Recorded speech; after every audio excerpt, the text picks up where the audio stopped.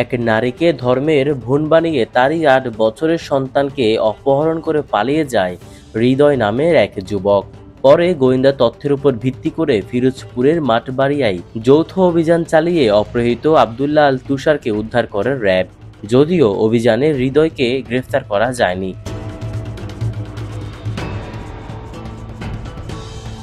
RAB জানায়, হৃদয় নামের ৩০ বছর বয়সী এক যুবকের সঙ্গে মোবাইল ফোনে পরিচয় হয় এক নারীর। এক পর্যায়ে ওই নারীকে ধর্মের ভুন বানান সেই যুবক। একে অপরের সঙ্গে দেখাও করেন একাধিকবার। সর্বশেষ গত ৩০শে সেপ্টেম্বর প্রথম শ্রেণীতে পড়ুয়া ৮ বছরের সন্তান তুষারকে নিয়ে রাজধানীর সদরঘাট এলাকায় ওই যুবকের সঙ্গে দেখা করতে যান সেই নারী। পরে চিপস কিনে দেওয়ার কথা বলে কৌশলে তুষারকে অপহরণ করে নিয়ে যায় হৃদয়। ৬ অক্টোবর রোববার রাজধানীর কারওয়ান বাজার র্যাপিড অ্যাকশন ব্যাটালিয়নের মিডিয়া সেন্টারে আয়োজিত সংবাদ সম্মেলনে এসব তথ্য জানান বাহিনীটির আইন ও গণমাধ্যম শাখার পরিচালক লেফটেন্যান্ট কর্নেল মোহাম্মদ মুনিম ফেরদাউস। মোহাম্মদ মুনিম ফেরদাউস বলেন, অপহরণকারী হৃদয়ের আসল নাম বাদল।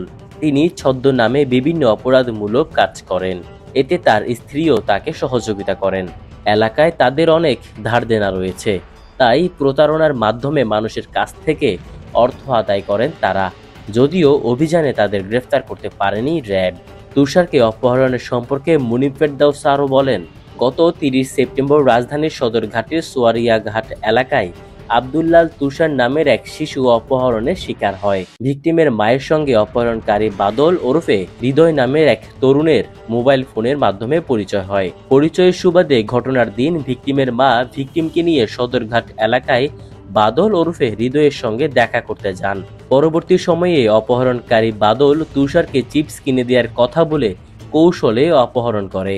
এ সময় তিনি আরো বলেন, ভুক্তভোগীর মা সদরঘাটের আশপাশের বিভিন্ন জায়গায় সন্তানকে খোঁজাখুঁজি করে না পেয়ে ডিএমপির কোতোয়ালি থানায় একটি সাধারণ ডায়েরি করেন। পরে ২ অক্টোবর ভিকটিমের বাবা বাদী হয়ে ডিএমপির কোতোয়ালি থানায় নারী ও শিশু নির্যাতন দমন আইনে একটি মামলা করেন।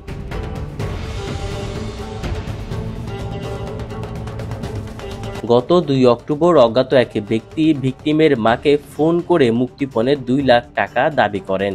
মুক্তিপণের টাকা না দিলে তুষারকে প্রাণ নাশের হুমকিও প্রদান করেন অজ্ঞাত ওই ব্যক্তি।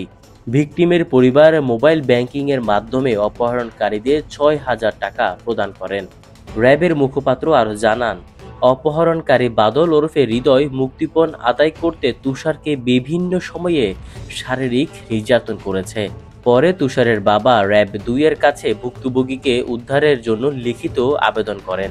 সেই আবেদনের প্রেক্ষিতে অপহৃত তুষারকে দ্রুত সময়ের মধ্যে উদ্ধার ও অপহরণকারীদের গ্রেফতারের লক্ষ্যে র্যাব গোয়েন্দা নজরদারি বৃদ্ধি করে।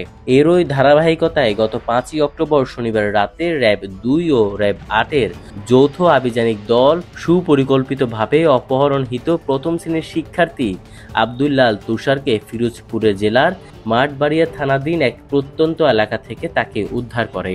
তবে র্যাবের উপস্থিতি টের পেয়ে পালিয়ে যায় আসামিরা।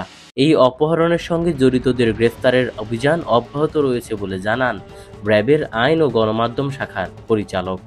পাশাপাশি অপহরণকৃত তুষারকে তার অভিভাবকের কাছে হস্তান্তর করার কার্যক্রম প্রক্রিয়াধীন রয়েছে বলেও জানান তিনি।